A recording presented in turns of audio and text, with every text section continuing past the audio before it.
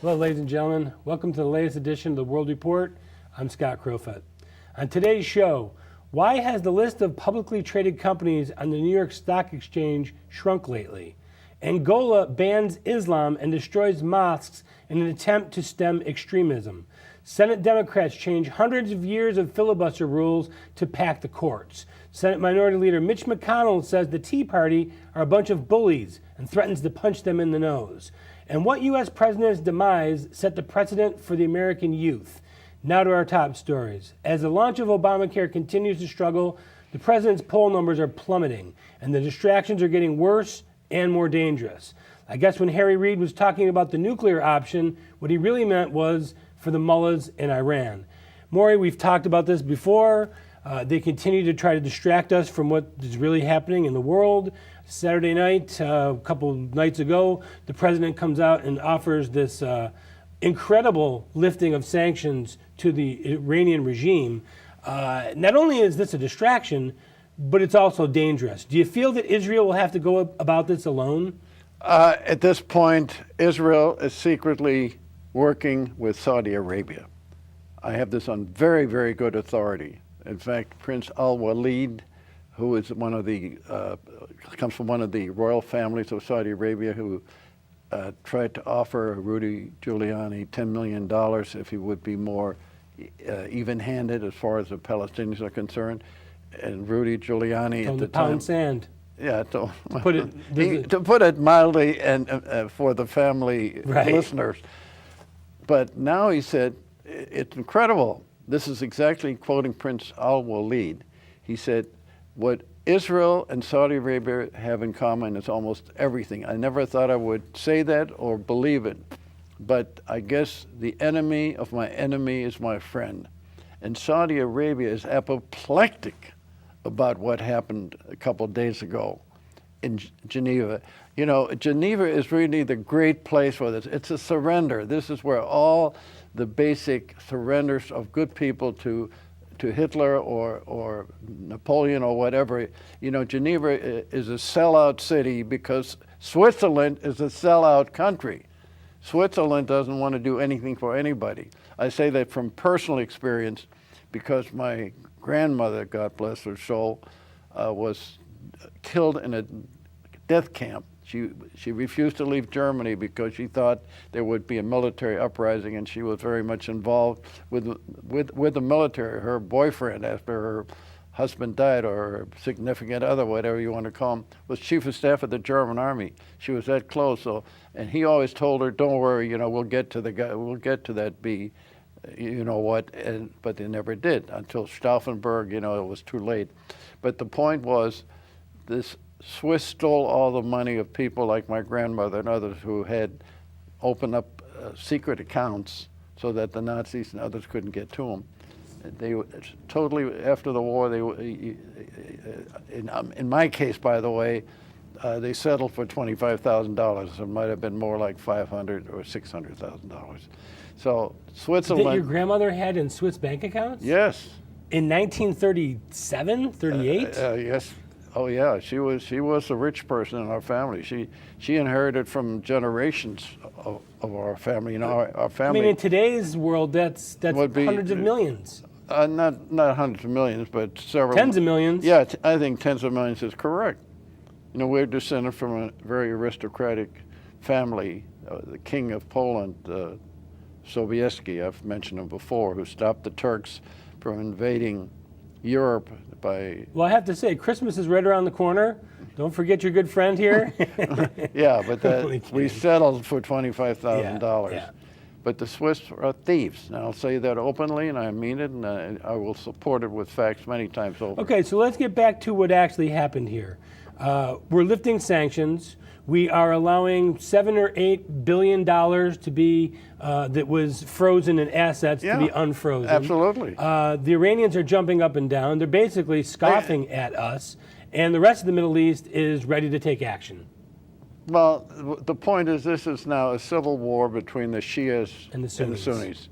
All right, the Shias— Iran has become the kingpin of the Shias. They've taken over Iraq. You know, we screwed it up for them.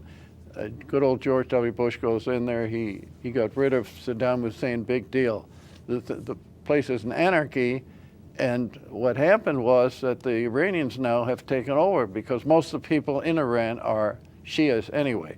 So they have that kind of unification. And Saddam Hussein, just to give people the background, was a Sunni, a minority. That's right. Running the majority country. Yeah, and now you've got Syria, the other satellite, they've become a satellite of Iran. The other satellite is Syria and Lebanon, which used to be about 40% Christian and then split between Sunnis, but Shias in the south.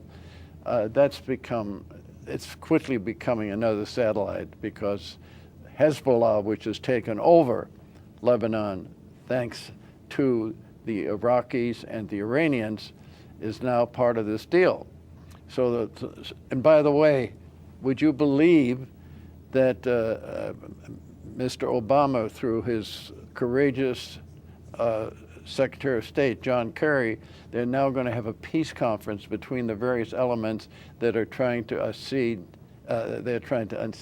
Bashar al-Assad, who is a toady of Iran, and they're trying to work something out. So isn't it interesting that 2 months ago we were talking about the red line that the tough administration drew in the sand, and all of a sudden now they've given a green light to the Iranians, which basically, like you just said, Syria is a proxy, a puppet of Iran. They're one and the same. This is so much, I can't help myself by thinking this is the way the Nazis and Hitler operated. That's how he was able to control all of Europe. Look, Iran is a terrorist state.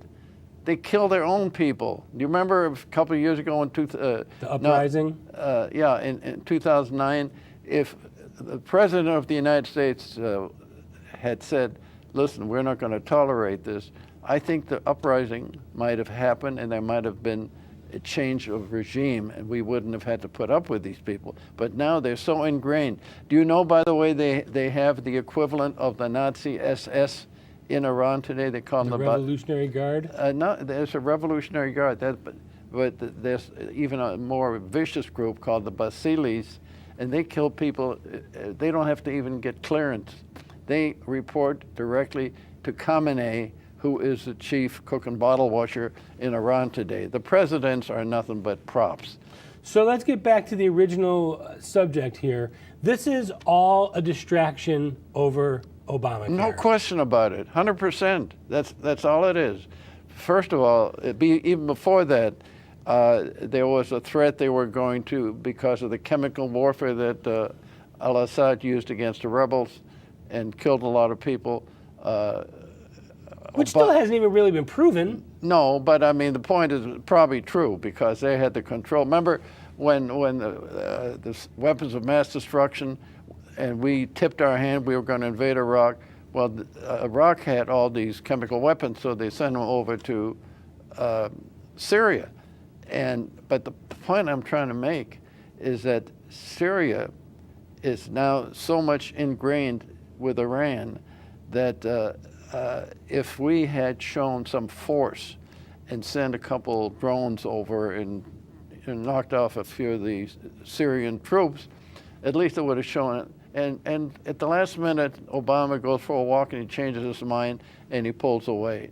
And the one country that is taking the temperature of what's going on that you got to look at is Saudi Arabia. What? Can you imagine Saudi Arabia now playing ball with Israel? It's unbelievable. Well, they were always the most vicious enemies because of the Wahhabis, which are the most radical sect of Islam in the world. Exactly. They have a bunch of them here in this country, and they build mosques, and they pay for them, and so on and so forth. But now they are so scared. Saudi Arabia is deathly afraid. And they should be. And they should. Reason. Yeah, darn right they should be. They know the only ones that can help them is Israel, because they have the same thing going. Politics makes strange bedfellows. Yeah. Absolutely. So this whole cover-up for a debacle, a disaster, which is going on right in front of our eyes, is very dangerous. I'm not sure where, a caged dog or a cornered dog being penned in, and they're not used to this and they don't like it. It's worse than that. We have found you and I and others who are willing to look objectively what's going on, that there's things about our so-called president that are so vile and so anti-American that I would almost say he is responsible for treason against our Constitution. And I will say also that John Roberts, the chief of the Supreme Court, head of Chief Supreme Court Justice, when he actually turned tail against Obamacare, which if he had voted for it, would have been down the drain. And not only that, he rewrote the law, which is it's not the in law. the Constitution. Yeah, and Supreme trying to Court make is it supposed to interpret the he Constitution. said, well, it's really a tax. It's not a health care regimen and so on. And he fled 2 days later to Malta. We've talked about this before, but there's something that doesn't meet the eye here. It smells, and nobody's talked about it. It's another one of these things that happen. One thing after another. It's Benghazi, it's the IRS taking off on conservative organizations. It's the fact that they are, the National Security Agency is watching Spying, Americans. Fast and Furious, stimulus, cash for clunkers. I mean, it just goes on and on and on No, and on. you know, the way when people have asked me, because they know I'm very outspoken on the subject, they say, well, why doesn't the American public do anything? Well, there are 2 reasons for that. First of all, more than half the American public is on the dole to some extent, and they're the ones that will not vote against somebody who's given them what they need and what they want to have without going out and looking for jobs. And secondly, is a fact that I call it immunity. The American public over the years has not acquired immunity against people like Obama. What do I mean by that? In Europe, they've had revolutions, they've had coup d'etats, uprisings of all kinds. Here, we always assume, well, even the bad guys will always fall back on the Constitution and the fact that we have a 3-pronged government. We have legislature, executive, and judicial. This guy gave out more executive orders than all the rest of our presidents from Washington on gave out before. Someone said, well, why doesn't Congress do something? Who's going to do it? There's not a military force out there who will walk in the White House, arrest them for violating the Constitution. And when you've got people like John Boehner and Mitch McConnell, which we're going to get into a little bit later, acting in the way they do, we don't have any representation. What's worse than that, we have no leadership. And this is the evolution of the American,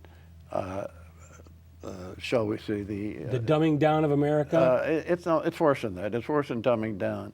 It's the fact that no longer there is no respect for leaders, and there's no respect for people who are willing to stand up and fight. But if you had someone that was willing to stand up and be a leader, you would get the respect. Of course. Look at a Putin.